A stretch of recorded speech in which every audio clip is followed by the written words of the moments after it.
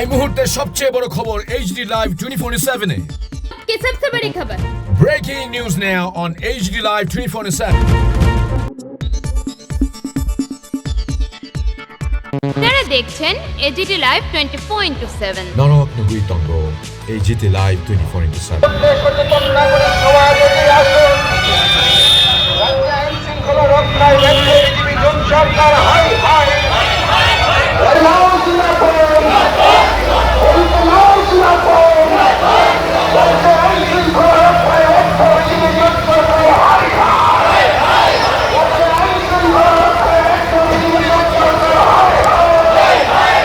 যারা বৃষ্টিবীজে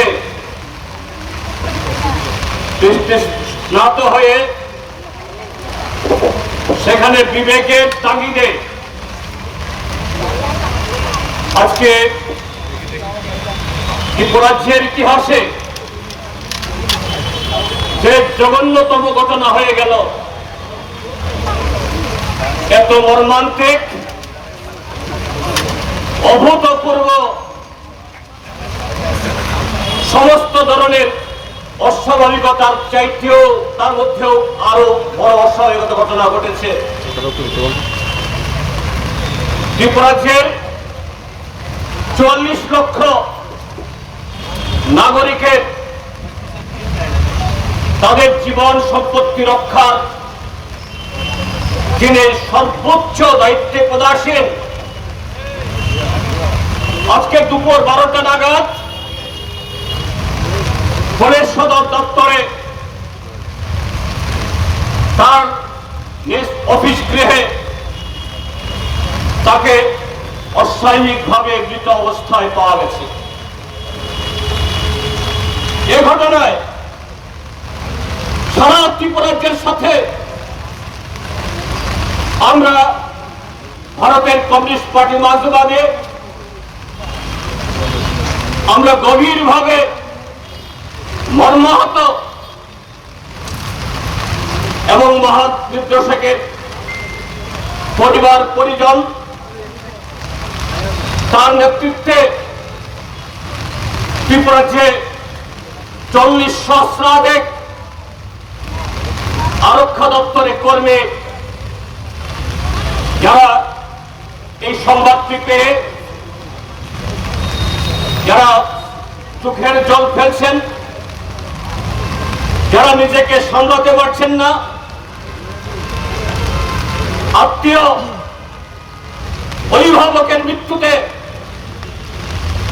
যারা আজকে কাঁদছেন, একদিক থেকে আমরা তাদের প্রতি সহানুভূতি জানানোর জন্য এখানে এসেছি।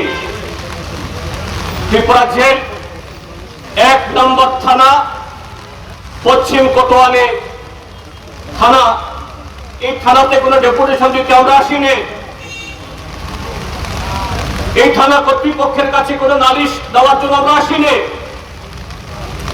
আমরা এসেছি তাদের পক্ষে দাঁড়ানোর জন্য, তাদের পাশে দাঁড়ানোর জন্য।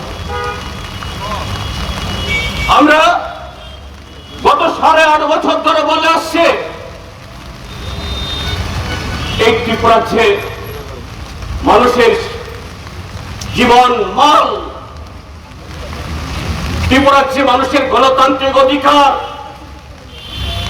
সাংবিধানিক অধিকার, নাগরিক অধিকার, আত্মসম্মান বোধ সম্পন্ন সেই সাধারণ নাগরিক থেকে উচ্চ পদস্থ পুলিশ বা সাধারণ প্রশাসনের আধিকারিক, তিনি ডিজি হন বা মুখ্য সচিব, ত্রিপুরাজ্যের এই বর্বর অসভ্য সরকারের কাছে তারা কেউ নিরাপদ না। তারা কেউ এদের সম্মান নিয়ে কাজ করতে পারছে না। প্রতিদিন ত্রিপুরাজ্যের নানা প্রান্তে মানুষের সে অধিকার, মানুষের সে সম্মান, মানুষের নাগরিক অধিকার উপলঙ্ঘিত হচ্ছে। কোনটা দিবালোকে মানুষের চোখের সামনে, আবার কোনটা অন্তরালে আজকে সে ঘটনা ঘটল আমাদের রাজ্যের এর জগৎ যতজন পুলিশ অফিসার সর্বভারতীয় ক্যাডারের আইপিএস অফিসার এসছেন তাদের মধ্যে অন্যতম সৎ দক্ষ নির্ভীক সেই এসডিপিও পদ থেকে ক্রমে ক্রমে এসপি আইজি এডিশনাল ডিজি কেন্দ্র সরকারের বহু পদ আসীন করে তিনি সম্মানের সাথে তার জীবনের এ প্রফেশনাল রেকর্ড করেছেন আজকে তাকেও অস্বাভাবিক মৃত্যুর কাছে আত্মসমর্পণ করতে হলো। এই ঘটনা অস্বাভাবিকের মধ্যেও অস্বাভাবিক। এই ঘটনা নিন্দার কোনো ভাষা নেই। গত কদিন ধরে তার উপর প্রচন্ড চাপ যাচ্ছে। আপনারা জানেন আজ থেকে 5 দিন আগে দক্ষিণ ত্রিপুরা জেলাতে এরকমই একটা গণতান্ত্রিক অধিকার পালন করতে গিয়ে একটা শহীদ বেদিতে আমরা যারা শুধু কমিউনিস্ট পার্টি করি তারা না, যে কোনো রাজনৈতিক দল তাদের কাছে শহীদদের থেকে আর নিকটে তার চেয়ে পরবর্তী আর কেউ হতে পারে না। আমাদের শহীদ কমরেড বাদল শীল তার শহীদ বেদিতে একটা ফুল চড়াবার জন্য আমরা সেখানে আয়োজন করেছিলাম। সেখানে পর্যাপ্ত পুলিশ থাকার পরও মাত্র হাতে গোনা কতিপয় গুন্ডা তাদের কারণে আমাদের সেই কর্মসূচি করতে দিল না। এর জন্য যে সমস্ত নিম্নপদস্থ থানার ওসি থেকে শুরু করে এডিশনাল এসপি অফিসার তাদের বিরুদ্ধে আমাদের কোনো অভিযোগ নেই। তারা চেষ্টা করেছিলেন, কিন্তু সেখানে এই সরকার আসার পর আইএস, আইপিএস, টিপিএস, টিসিএস এর মধ্যে হাতের কোনা কয়েকজন অসম্ভব কাপুরুষ মেরুদণ্ডহীন অফিসার তারা সব অফিসারদেরকে সংখ্যা গরিষ্ঠ অফিসার কর্মীদেরকে কাজ করতে দিচ্ছে না। এ ঘটনার সাথে ডিজি সাহেবের সাথে আমার ব্যক্তিগতভাবে কথাবার্তা হয়েছে। তিনি খুবই মর্মাহত, বিব্রত ছিলেন। আর সেই কালপ্রিট দক্ষিণ ত্রিপুরা পুলিশ এসপি মরিয়া কৃষ্ণ, তার নাম কৃষ্ণ হলেও তার ভূমিকা হলো কংসের মতো। সেই কংসের পক্ষে ত্রিপুরাজ্যের ব্যর্থ, ত্রিপুরাজ্যের ইতিহাসে সবচেয়ে কলঙ্কিত মুখ্যমন্ত্রী ডাক্তার প্রফেসর মানিক সাহা, যিনি শয়তানদের, খুনিদের, গুন্ডাদের রক্ষক, তাদের সবাই নিয়োজিত। এই মানিক সাহার তার কারণে ডিজি সাহেব মরিয় কৃষ্ণের বিরুদ্ধে পদক্ষেপ নিতে পারছিলেন না। তিনি মর্মাহত। আজকে 20 তারিখ একই ঘটনা আমাদের পার্টির মোহনপুর মহকুমা কমিটি তারা 1 সপ্তাহ আগে এসডিএম মোহনপুরের কাছে জনজীবনের জরুরি দাবি নিয়ে কোনো ডেপুটেশন দেবেন। আমি দক্ষিণ ত্রিপুরার সে ঘটনা রাজ করে আজ থেকে 3 দিন আগে এই ত্রিপুরাজ্যের পুলিশের আইজি, আইন শৃঙ্খলা মঞ্চাপ ইপারের কাছে আমি চিঠি দিয়েছি। ইপার মহোদয়, এখানেও এই জাতীয় ঘটনা ঘটতে পারে, আপনি প্রিকশনের মেজার্স নিন। আজকে 11টা থেকে আমাদের মিছিল শুরু হওয়ার কথা, আজ সকাল 8টা থেকে এই জনগণ দ্বারা বিচ্ছিন্ন গত 8.5 বছর ধরে এই ত্রিপুরা যে 44 লক্ষ মানুষের জীবন নিয়ে যারা ছিনিমিনি খেলছে, একটা মুষ্টিমেয় লুটার পাহাড় বানাচ্ছে ত্রিপুরার যে মানুষের অধিকারকে কেড়ে নিয়ে। তারা লাঠি সুতা সমস্ত অস্ত্রশস্ত্র নিয়ে আমাদের যেখানে জমায়েত হবে সেখানে জমাচ্ছেন।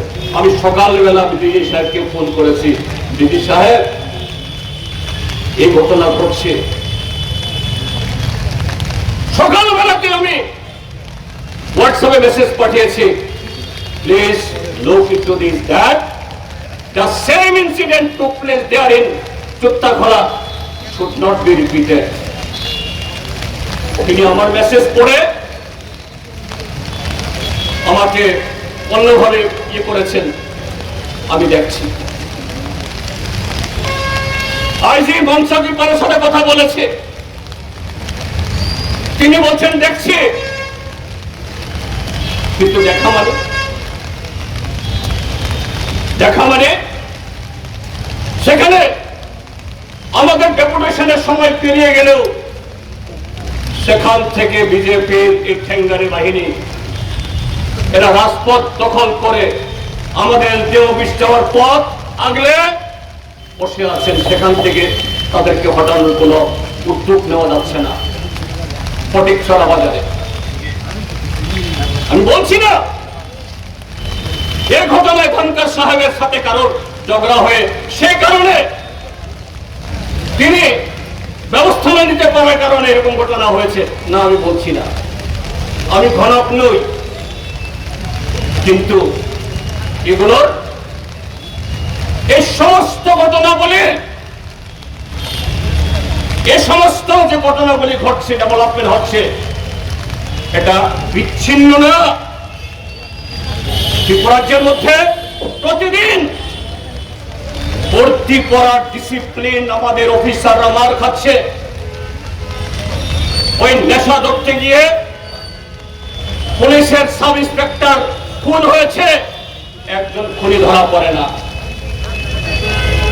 ডিএমকে অপমান করে একজন আসামি ধরা পড়ে না।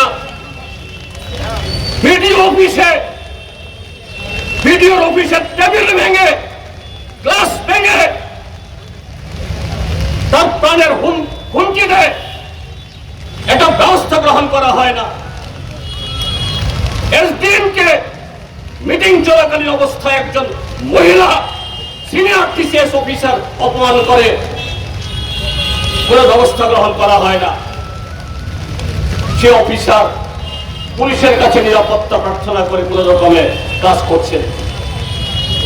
আমরা জানি ত্রিপুরাজ্যের সব নিষ্ঠাবান অফিসাররা, শুধু ডিজিপি অনুরাগ খানকর সাহেব না, DGP, IGP, SDPO, OC, IAS officer, TCS officer,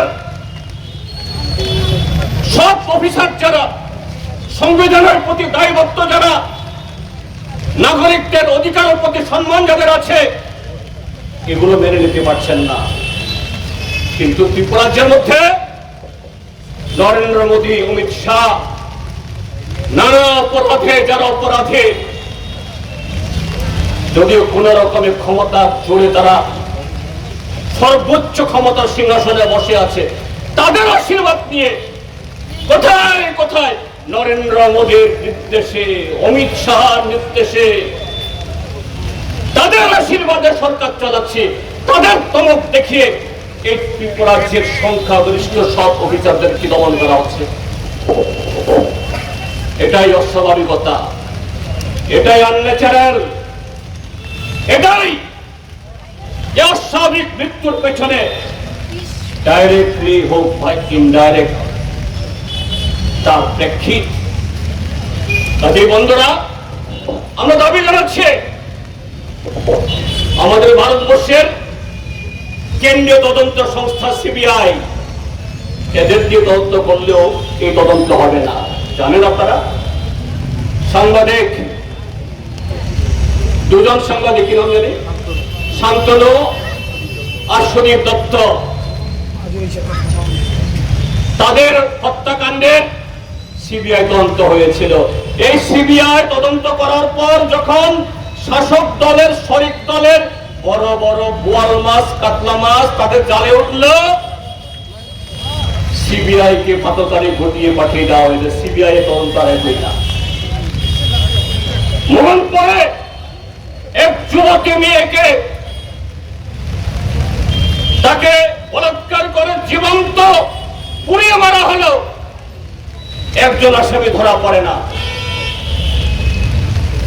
সামহরি Sharma অনেক আগে খুন হয়েছে, সিবিআই তদন্ত হলো, যখন দেখা গেল নিজেদের লোক যুক্ত, তদন্ত এগোয় না। তবে সিবিআই দিয়েও এই তদন্ত হওয়া মানে কি, তদন্ত ধামা চাপা পড়বে, হোয়াইট ওয়াশ করে দেবে। তাই দাবি জানাচ্ছে, এক, ত্রিপুরা হাইকোর্টের প্রধান বিচারপতি, প্রধান বিচারপতিকে ত্রিপুরা সরকার নিয়োগ করতে পারে না, তার কাছে আবেদন জানাতে হবে। সরকার ডক্টর মানিক সাহা যদি নিরপরাধ হন, মানিক সাহার যদি সেই সততা থাকে, বিন্দুমাত্র ত্রিপুরাজ্যের 40,000 পুলিশ বাহিনীর প্রতি তার যদি বিন্দুমাত্র দায়বদ্ধতা থাকে, আজকেই মন্ত্রিসভা ডেকে মন্ত্রিসভা থেকে রেজলিউশন নিয়ে ত্রিপুরা হাইকোর্টের প্রধান বিচারপতির কাছে দরখাস্ত পাঠান। আপনার তত্ত্বাবধানে, আপনার নেতৃত্বে একটা সিট হোক, তদন্ত কমিটি হোক। আজকে এই মর্মন্তুদ ঘটনা শোনার পর আমরা ধরে গেছি টিভিতে, আমি আমাদের শ্রদ্ধেয় কমরেড মানিক সরকার, আমরা সেখানে কথা বলছিলাম ডানকার সাহেবের সহধর্মীদের সাথে। আপনার পরিবারে কি আছে? তার একমাত্র সন্তান কানাডাতে আছে, শুনেছি কদিন বাদে নাকি তার বিয়ে ঠিক হয়েছে। আমরা বললাম, ডাক্তার মশাই থেকে অনুরোধ করলাম যে ডানকার সাহেবের এই ডেড বডি, মরদেহ, এটাকে প্রিজার্ভ করুন, তার ছেলে এখানে আসুক, কানাডা থেকে ফিরে আসুক, চিকিৎসা বিজ্ঞানের ব্যবস্থা আছে, 2 দিন 3 দিন 4 দিন 5 দিন তার দেহ সংরক্ষণ করা যায়, বেশি দিনও করা যায়। ডানকার সাহেবের সন্তান নিজের বাবার দেহ দেখুক, দেখতে দিন, তারপর এই পোস্টমর্টম হোক। আর এই কথাটা যখন বললাম, আরেক কুখ্যাত আধিকারিক এই পশ্চিম ত্রিপুরা জেলার জেলা শাসক ডাক্তার বিশাল কুমার, যিনি ডাক্তার মানিক সাহার সবচেয়ে কাছের লোক। এই আত্মীয়তা কেন? এই আত্মীয়তা রাজনৈতিক না, এই আত্মীয়তা হলো পুতলা, পুতলা বুঝেন তো? এই আত্মীয়তা হলো আখের গোসানোর আত্মীয়তা। তিনি ধমক দিয়ে বলছেন, এখানে কথা না, আমরা যখন হুয়ারিও, তার সাথে কথা বলছো তুমি? বিড়ালের মতো চুপ হয়ে এক কোণায় চলে গেছে। কেন ভয়? কেন ভয়? বিশাল কুমারটার ভয় কেন? কারণ ডাক্তার মানিক সাহেবের সাথে তখন তাদের সোর্স মানির বাঘাবাগি, এদের আত্মীয়তা রাজনৈতিক না। বিশাল কুমার এখানে ভোটে দাঁড়াবেন না। কেন? এই বিশাল কুমার 15 জেলার ডিএম ছিলেন, সেখান থেকে সিপাহী জেলার ডিএম, বক্সনগর আর এই আরেকটা বকিয়েছে বলে কি বলো কি নাম জানি, ধনপুর, এই 2টা বিধানসভা কেন্দ্রে রিগিং করে বিজেপিকে জেতানোর জন্য তিনি সেখানে পুরস্কৃত হয়ে সেই পুরস্কার পেয়ে এখন পশ্চিম ত্রিপুরা জেলা শাসক।